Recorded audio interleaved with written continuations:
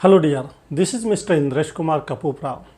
I welcome you cordially at Hindi Video 24. I will teach you chapter 1st of Geography SST. The name of chapter you are looking behind me, Resources and Development.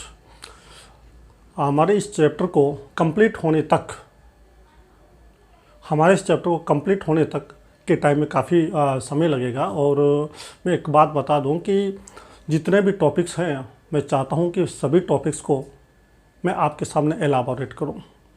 So I am bringing different topics and I elaborate every topic before you so that you are appearing any kind of exam in the final year of pre-foundation, Olympiad and NTSC etc. You can get successfully with flying marks.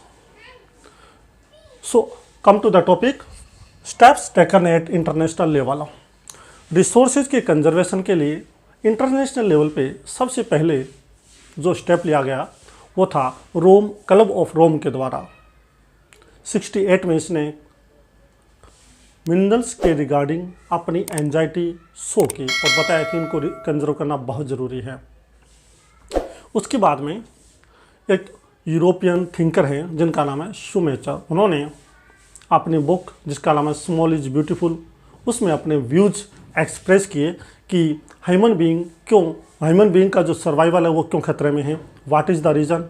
He expressed his anxiety regarding minerals. Third topic, in 83 United Nations conference on environment and development appointed a commission in 83।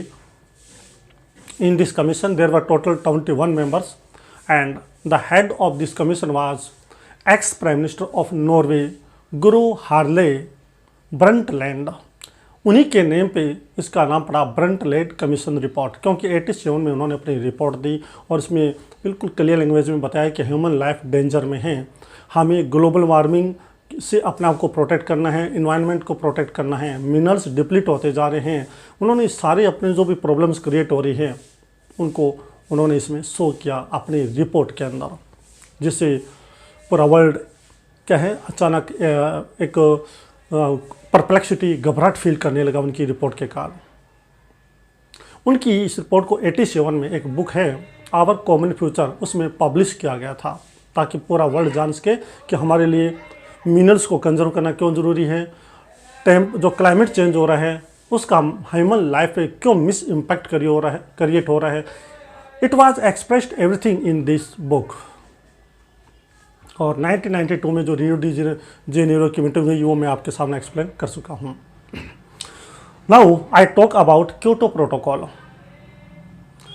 In 1997 Japan में एक city है Kyoto. World के कई countries वहाँ पे assemble हुए। उनके assemble होने का एक ही रीज़न था कि ग्रीन हाउस जो गैस है वो एमिट होती जा रही है और उसका एमिशन ह्यूमन लाइफ के लिए डेंजरस है और इसके लिए लायबल है, इसके लिए रेस्पॉन्सिबल है ह्यूमन बीइंग। तो यहाँ पर इस डिस्कशन का एक ही टॉपिक था, we should reduce the green house emittance. Green house का जो इमिटेंस है जो निकल रही है उसको हमें रिड्यूस करना है। तो आप समझ गए होंगे the main purpose of Kyoto protocol, यानी इसी मीटिंग को क्योटो में हुई इस वजह से क्योटो प्रोटोकॉल नाम दिया गया है। और जितने भी कंट्रीज थे सब ने कहा we are agree that we are to make an international pact so that we can protect the environment from being polluted, we are to protect human life from being endangered. हमने क्या negligence किए, human being क्या negligence करता जा रहा है, हमें उनको इम्प्रूव करना है। ग्रीन हाउस गैस का एमिशन हो रहा है उसको रिड्यूस करना है, ये मैटर था Kyoto protocol 1997। Thereafter I talk regarding Paris agreement which happened in 2005 in the November-December 2005, Paris the capital of France. यहीं पर सेम टॉपिक था, we are to control over global warming. Global warming पे controlling के लिए it is necessary that we should try our best to reduce green house gas emission. और इसमें यह बताया गया कि ये जो प्रॉब्लम क्रिएट हो रही है ग्रीन हाउस वाली, इसके लिए ह्यूमन बीइंग लायबल है। ह्यूमन बीइंग ने एक क्रिएट किया है CO2। अब ये CO2 जो कि फार्मूला है इसकी वजह से प्रॉब्लम क्रिएट होती जा रही है, ये भी उन्होंने स्पष्ट बताया था क्लियर लैंग्वेज में। I think you have got it. So you can understand at international level these steps were taken to improve